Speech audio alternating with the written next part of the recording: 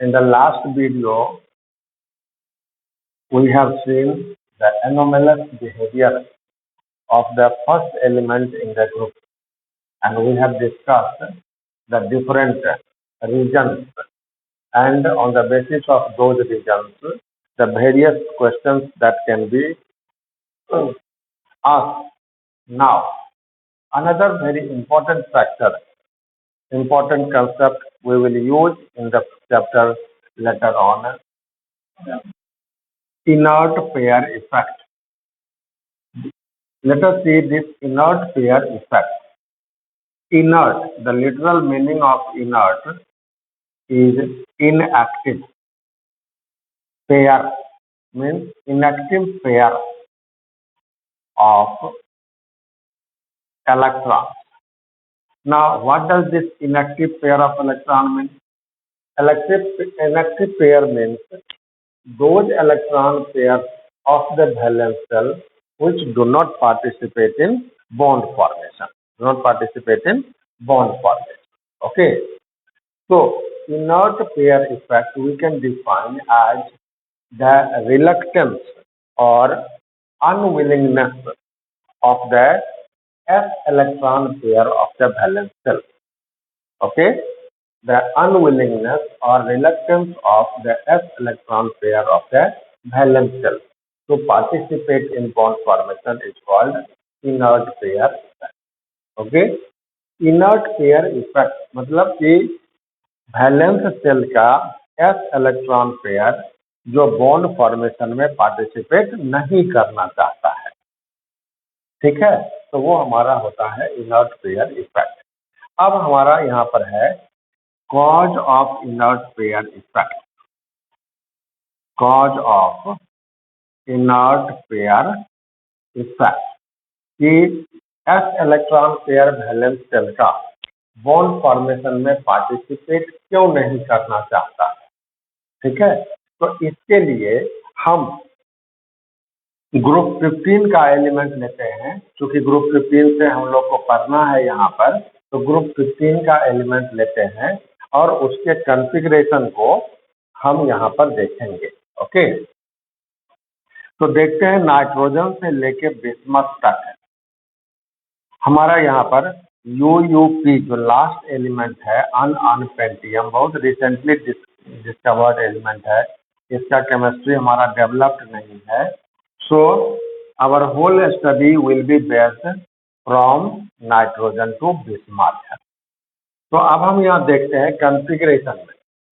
Configuration में जब हम नाइट्रोजन से फास्फोरस आते हैं और फास्फोरस से आर्सेनिक पे आते हैं, तो हम देख रहे हैं कि आर्सेनिक में वैलेंस शेल का जो हमारा 4s4p ऑर्बिटल है, उससे पहले एक आता है system 3d chain.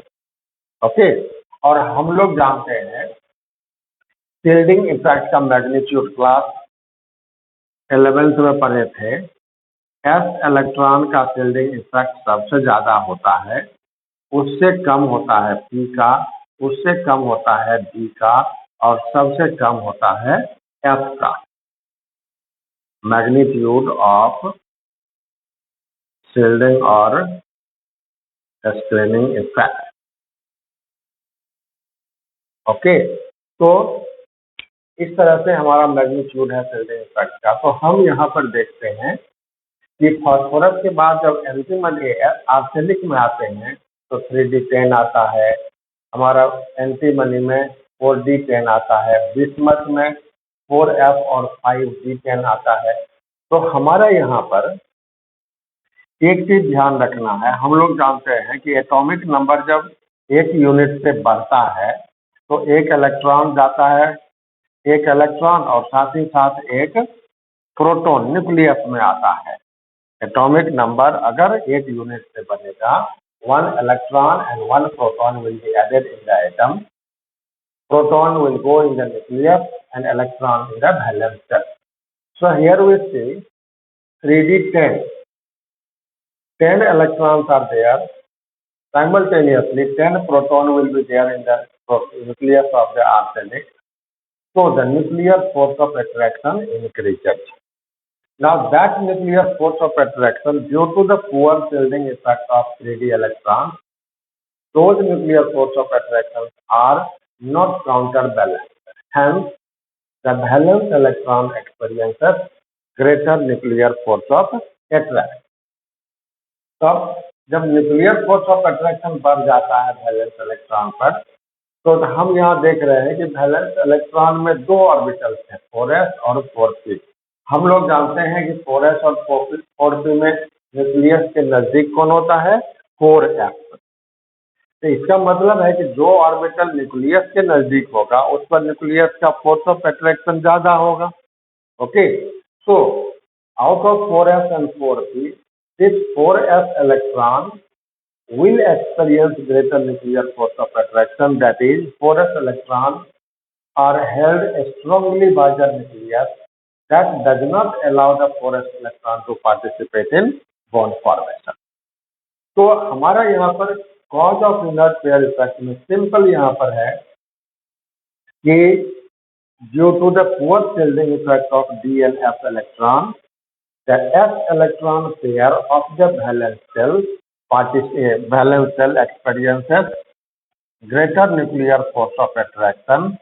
As a result, those electron pairs are held strongly by the nucleus that does not allow the 4s electron to participate in bond formation. ठीक है, इसलिए वह हमारा केमिकली इनएक्टिव हो जाता है। क्लियर है? तो cause of inert pair effect हमारा क्या हो गया, due to the poor shielding effect of 3d and f electrons. As a result, the valence electron experiences greater nuclear force of attraction.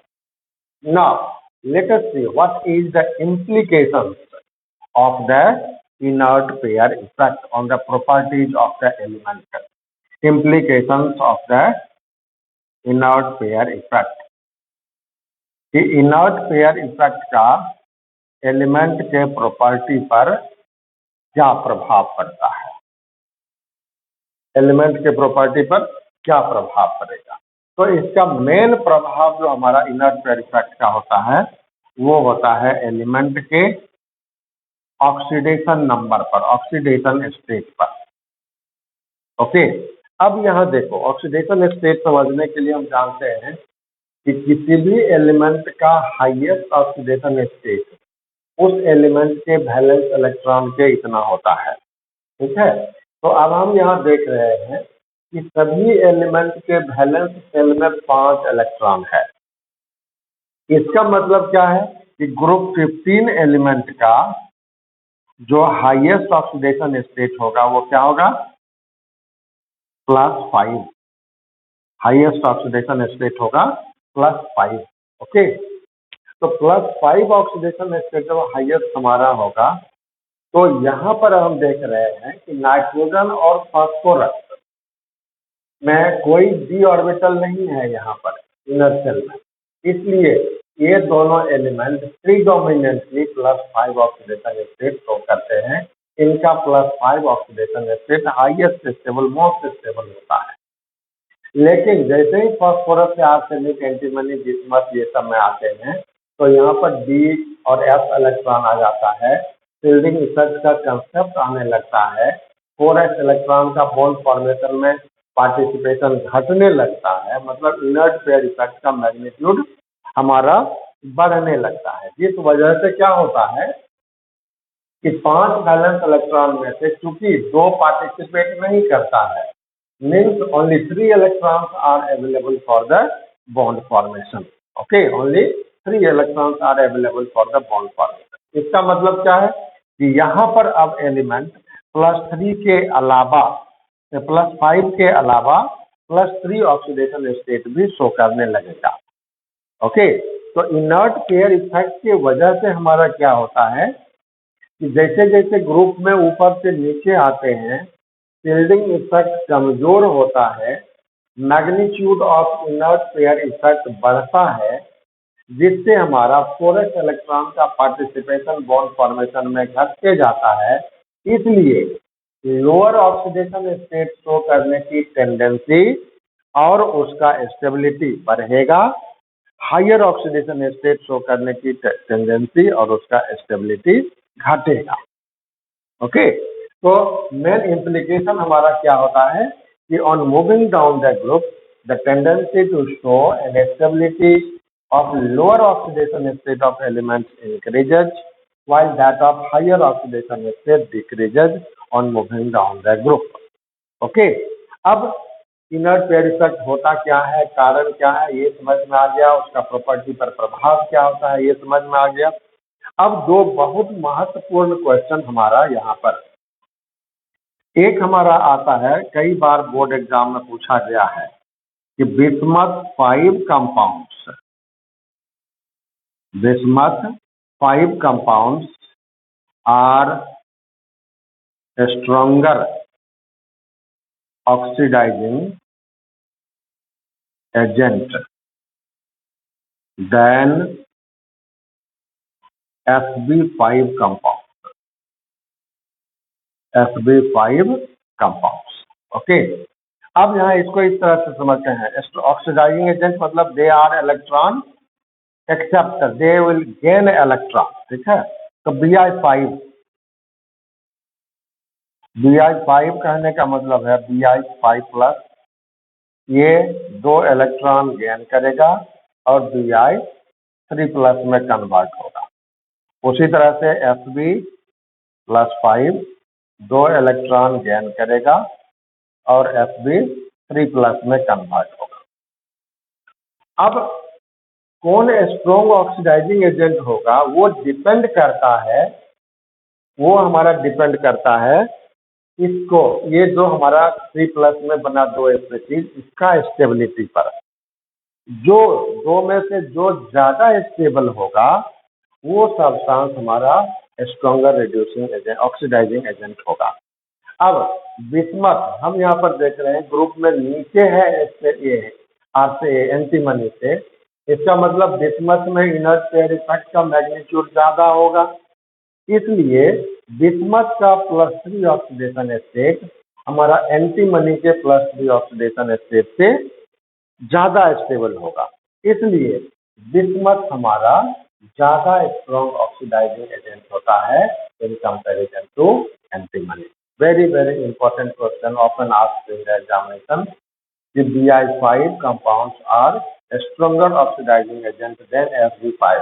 ये क्वेश्चन हमारा एसर्शन रीजन में भी आ सकता है। एसर्शन में दिया रहेगा Bi5 compounds are stronger oxidizing agent than Sb5 compound, reason में दिया रहेगा because +3 oxidation state of bismuth is more stable than antimony।